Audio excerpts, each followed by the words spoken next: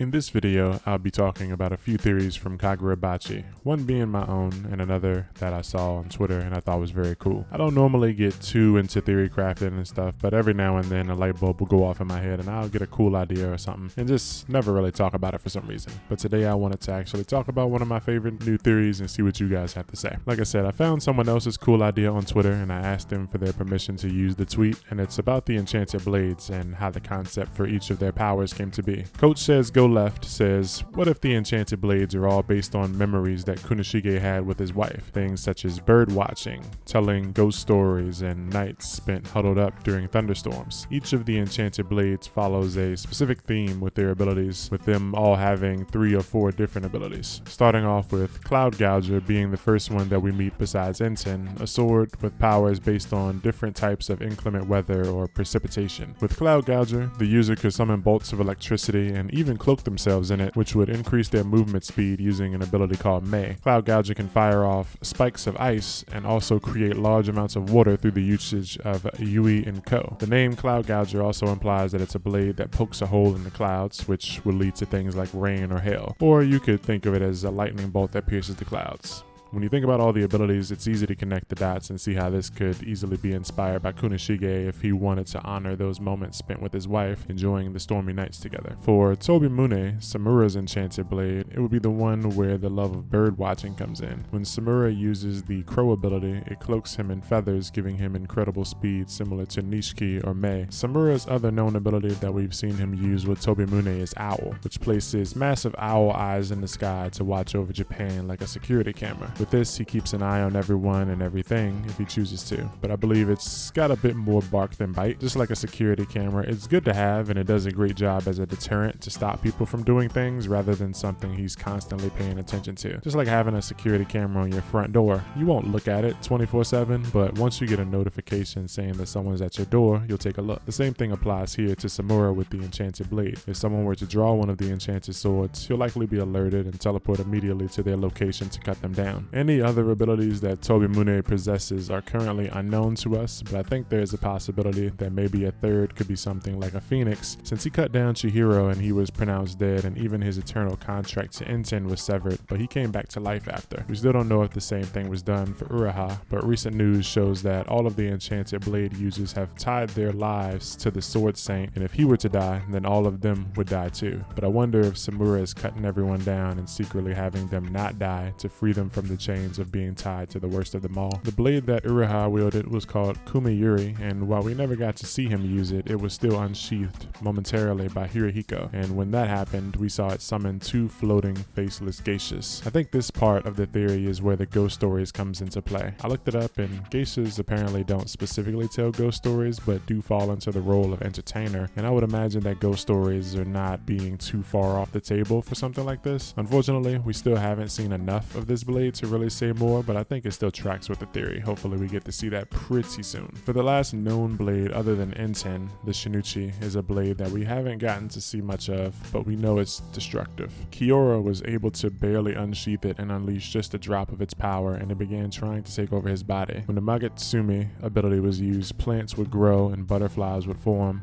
Massive butterfly wings appeared behind Kiora, and it seemed like this might be the Shinuchi's speed boost ability that all of the swords seem to have. Using the spider ability, a web is cast underneath the target, preventing them from moving. Dragonfly seems to send a wave of plants toward the enemy that will likely kill them upon contact, and then Centipede is a defensive ability that surrounds the user with spirit energy in the shape of a centipede. In the recent chapters, we learn a little bit more about this sword and its user and how he used it to kill 200,000 people. I'm unsure if they're saying that his ability name is Malediction that caused all of the killer plants to grow and murder people, or if they're equating the tragedy he brought to a malediction or curse. The Twitter theory suggests that maybe Chihiro's mom loved gardening, but she died in a garden, and maybe that's why the blade is plant and insect themed. It's so powerful. It's really crazy to see how much these blades are capable of, and think back to Chihiro's memories of his father. What must have gone through his mind? What could have led him to making such powerful weapons of mass destruction? Was he pushed this far because the love of his life was poisoned and killed? I can't wait until we get to see more of the story, but from Kunoshige's perspective somehow. So that was part 1 of the video, and like I said, a theory that came from someone else that I liked a lot and wanted to highlight. So shout out to Coach Says Go Left from Twitter. They're in the Kagurabachi community, so if you're not in that community and you're into Kagurabachi, then maybe consider checking it out because there's some cool posts and theories in there. We reached the halfway point of the video, so I gotta do the YouTuber thing. If you're enjoying it so far, please consider leaving a like and subscribing. Now back to it. I'll jump into my theory for Kagurabachi, and it's not the same kind of theory as the one from before. Mine is more so of a theory for the future and something that I think will happen eventually. As we all know, the enchanted blades in this universe are the ultimate power. With one, you become far stronger than any other swordsman, and without one, we can see that Chihiro, as we learned, that he has basically never had any actual swordsman training to any meaningful extent. When he loses his eternal contract to Enten, he has to start all over from scratch and train the basics. Chihiro, wielding Enten, was the equivalent of a new Pokemon trainer, basically starting out their journey, but being gifted or traded a Mewtwo, and then he gets to plow through all of the gym leaders with the godly, overpowered Pokemon. It doesn't matter what you know or how good you are individually at battling when your Pokemon is 50 levels above anything else that you could possibly face, and it's also a legendary Pokemon. As time goes on, we learn more and more about Chihiro, like how his eyes are special and they can pick up on things that normal people shouldn't be able to. And we learn that this was also how his father, Kunoshige, was able to hone the Dattenseki in order to make the enchanted blades without killing himself. At the beginning of Kagurabachi, we learned that Chihiro originally just wanted to follow in his father's footsteps and be a blacksmith, making swords for other people to use, and later down the line, we learn about the existence of the Dattenseki, the special but highly volatile mineral needed for the blades. But when someone like Sojo attempted to make weapons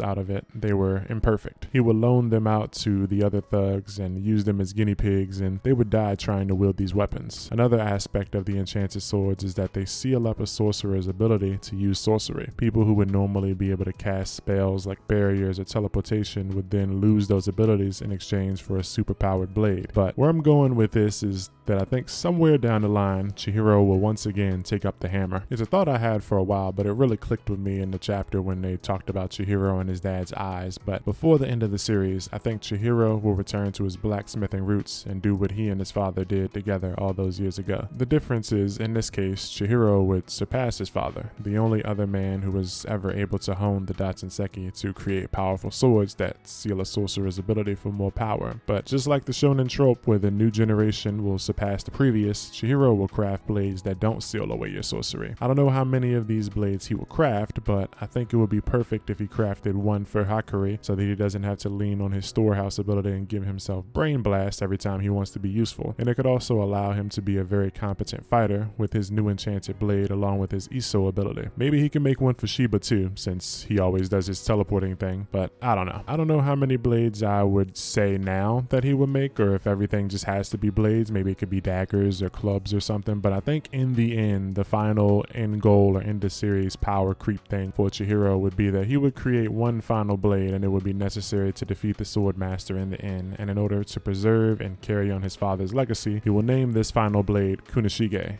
after his dad, and it would be the most powerful enchanted blade of them all. Before I wrap this up, I actually just had one more theory. I already recorded the video and started editing when these thoughts came to me, and it's basically me doing napkin math, so I didn't take too much time to think it out. But you know how a lot of the story in Kagurabachi about the war feels like propaganda. It's all stuff being told to us by other people, and we don't know for sure what really happened. Just what the history books say and what Yura now tells Samura, but there could be more to it. It really made me think about it in the newest chapter when we talked about the Sword Saint being Kunoshige's most trusted ally, which felt strange. I mean, sure, we should probably take a deeper look into Kunoshige and find out sooner or later what kind of guy he truly was, but from what we know about him, why would the Sword Saint be his most trusted ally? My thought kind of involved something I didn't really want to be true before, but now, maybe. Remember back when Sojo killed that guy in the alley and he touched Sojo and showed him a memory of a kid lifting up a bunch of dead bodies and there was like blood and flowers and stuff? Okay, so at first I didn't want to think that Sojo was related to the Sword Saint, but now I'm thinking, you know, what if he is? And both of them are possibly from the island that we're told invaded, but the Sword Saint had a deep hatred for his former home and his own people for something they either did to him or his family, and that's why he wanted to bring ruin to them. I'll take it a bit further and say, you know, what if Yura is also from there?